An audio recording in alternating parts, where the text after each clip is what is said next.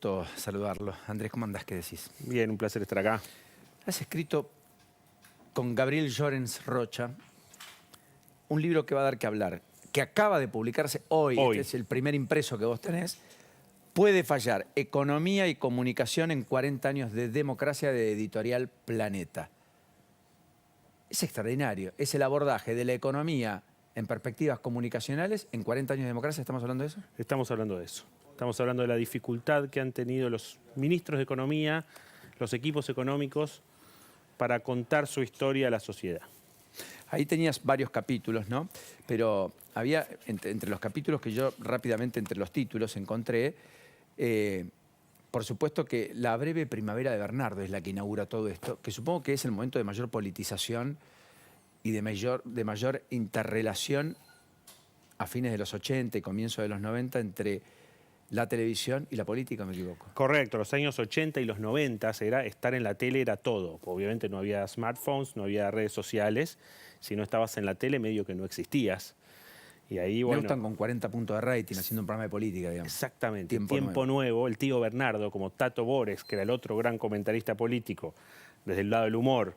Tato Bores lo llamó el tío Bernardo porque Bernardo Neustadt fue fundamental en la comunicación de Carlos Menem. Para la idea de las privatizaciones, por ejemplo. La idea de las privatizaciones. Neustadt, para que te des una idea, desarmó un teléfono público en cámara. Yo me acuerdo de eso. Y dijo, ¿dónde está la soberanía? La gente que decía, no se puede privatizar Entel porque está en juego la soberanía. Y decía, un cable viene de no sé qué, el otro es el aparato que se produce en la China, ¿no? Exactamente. Y Neustadt después, cuando fue la reelección de Menem, aquel 14... Así le costó algún golpe de los telefónicos a la salida de la radio, ¿no? Así es, así es. Capítulo al margen. Sí, sí. Pero bueno, fue quizás en eso también un adelantado, en esta... A veces, hoy que el periodismo está a veces agrietado con C5N, con cosas por el estilo, Neustadt fue el primer periodista que yo me acuerdo que tan abiertamente tomó partido por un gobierno. ¿Dejó conduciendo a Menem un programa que él no fue? Estaba en el hospital, lo habían operado y condujo Menem. Condujo el presidente de la Nación. Le condujo el programa. Bueno, en esa época la tele era todo. Lo interesante, vos mirabas, por ejemplo, Greenspoon era un calentón. O sea, no comunicaba bien porque estaba siempre enojado. Uno de los ministros de, naturalmente, Alfonsín. Claro, pero por ejemplo, Zurruil ya tenía una comunicación mucho más serena. Era muy formal, el tipo se miraba a cámara y leía. Autor del Plan Primavera. Sí, pero primero el Plan Austral, que fue muy exitoso, muy exitoso. Me acuerdo el lanzamiento, lo vimos, Alfonsín primero y Zurruil después. Muy circunspecto, pero tratando de explicarle, por ejemplo, cosas como el desagio, que era muy difícil de explicar, y yo vi ese video y lo explicó muy bien. Después, cuando ya viene Cavallo, con la democracia más asentada, menos formal, Cavallo ya no lee, tiene unos apuntes acá por si las moscas, y mira a cámara con sus ojos saltones y ya le tira una frase para los mercados, que había que tranquilizarlos siempre, y una frase para Doña Rosa, para los hogares, ¿no? Con los centavos, la importancia de pelear el centavo. Concepto de Neustadt. Concepto también, exactamente. Bueno, igual lo dije yo, no sé si Cavallo le hablaba a Doña Rosa, pero ya, viste, iba evolucionando todo dentro del aparato. Y además una cosa muy importante, había 4 canales. Había 5 en realidad, de los cuales 4 canales durante la época de Alfonsín eran del Estado, y estaba Romay, el único canal privado. Entonces, la comunicación del lado del Estado era mucho más fácil, primero porque hay solamente 5 interlocutores, 4 de alguna manera vos le pagás el sueldo. Después ahí en los 90 cambió porque se privatizó la tele, apareció Canal 13, Telefe, los canales de cable. Y después apareció el cable y ahora es otro mundo, las redes sociales, ahora... Bueno, hoy la comunicación es todo un desafío, ¿eh? Y es tan importante casi como la gestión. Por supuesto, hay que igual... Sin gestión no hay comunicación, no hay duda. Claro, si sos inconsistente en política económica, por más que seas un crack de la comunicación, no vas. Correcto. El resultado de las elecciones lo dieron bastante, lo marcaron bastante claramente, digamos. Exactamente, exactamente. Ahora, pero es un activo menor. Saber comunicar. Claramente es un activo saber comunicar, porque la economía es una ciencia que también depende de cosas como la psicología. Vos tenés que generar expectativas, tenés que generar entusiasmo en la población. Entonces, si voy a hacer una política, no entusiasmas a nadie. ¿La Baña? Bueno, La Baña, mira, una de las cosas interesantes... Porque justamente no era uno de los más didácticos, pero era el de más aplomo, ¿no? Mira, 2 cosas interesantes de La Baña. Hablamos con muchos periodistas económicos y destacan mucho a La Baña y a Cavallo como tipos que se tomaban el trabajo de enseñarle a periodistas que no eran especialistas en la materia y les tenían paciencia y les explicaban las medidas. Los convocaba Cariló a veces, ¿no? Bueno, ahí está. Entonces, los tipos sabían que necesitaban, los periodistas son la forma que vos tenés para llegar a la gente, entonces era importante que los periodistas comprendan bien lo que vos querés transmitir, entonces a esos dos en particular.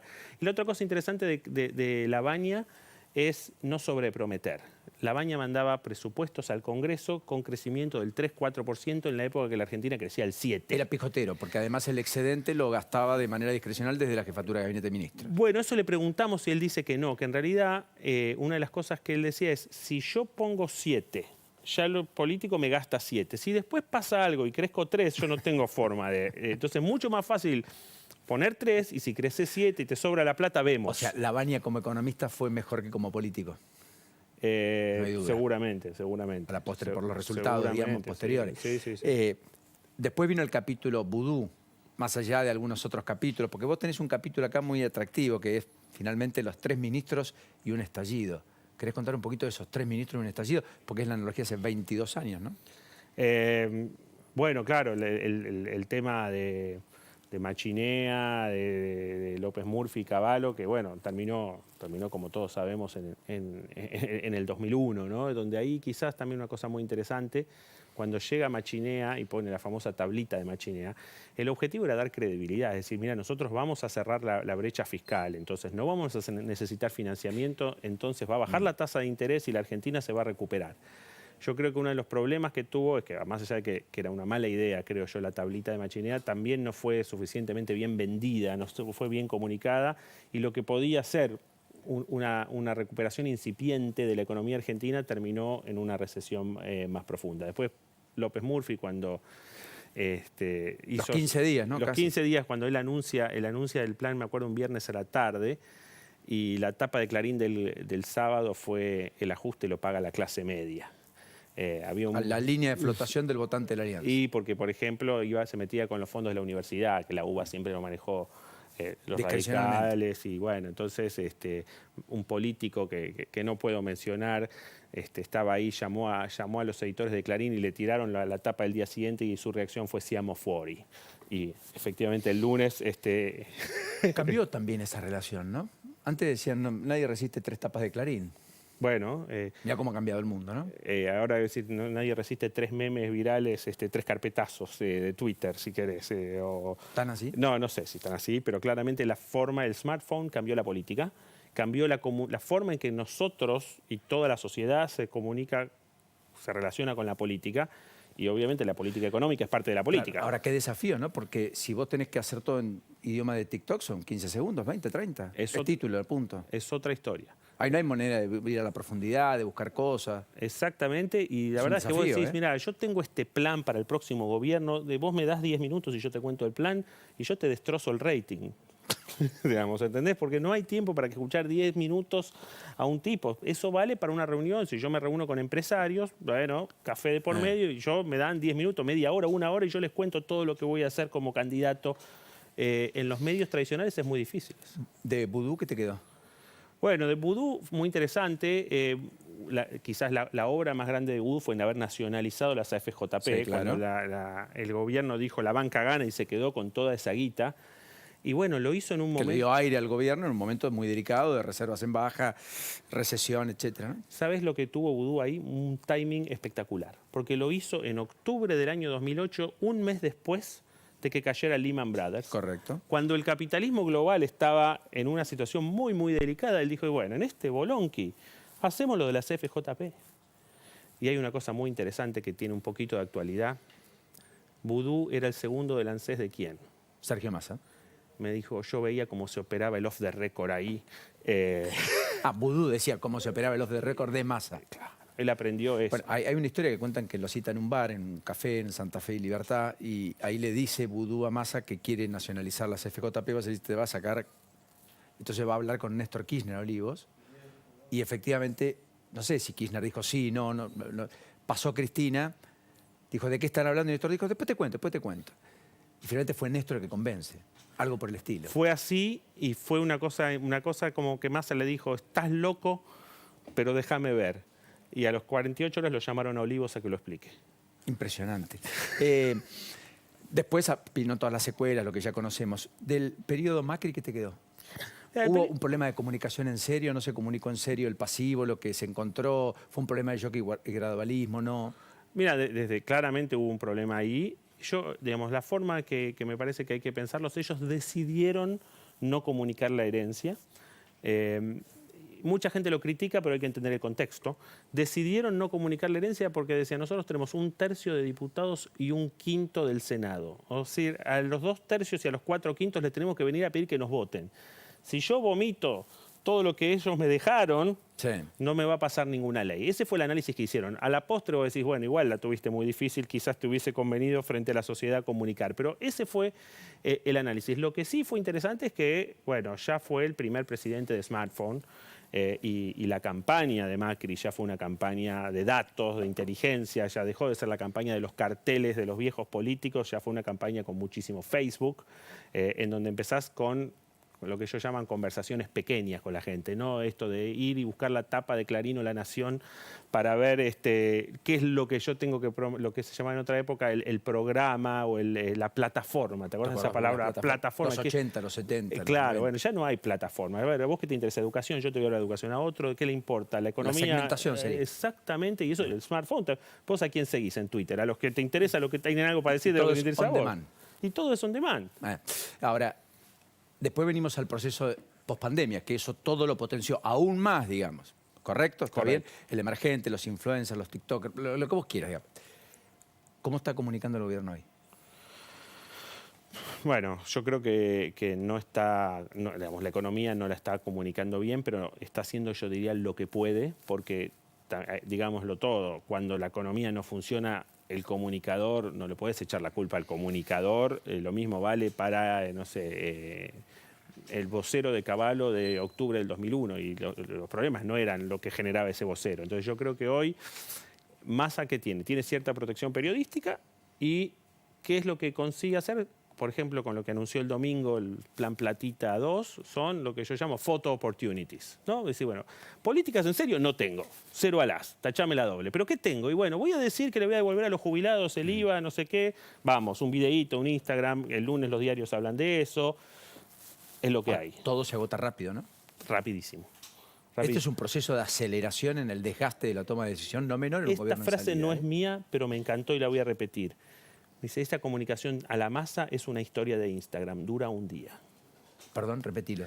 Digamos, esta comunicación como la que hace Massa es una historia de Instagram porque dura un día. Es fuerte, ¿eh? No es mía la frase igual, quiero...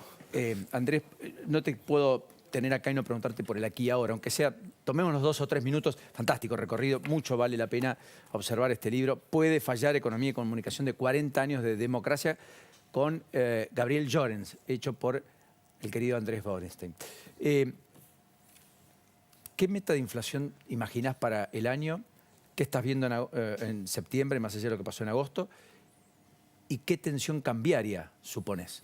Bueno, voy por orden. 180 es mi número de fin de año. 180 inflación anualizada con el dato de diciembre. Claro, componiendo el 12 que tengo de agosto, el 12 de septiembre, quizás una desaceleración de 9 en octubre y doble dígito nuevamente en noviembre, diciembre.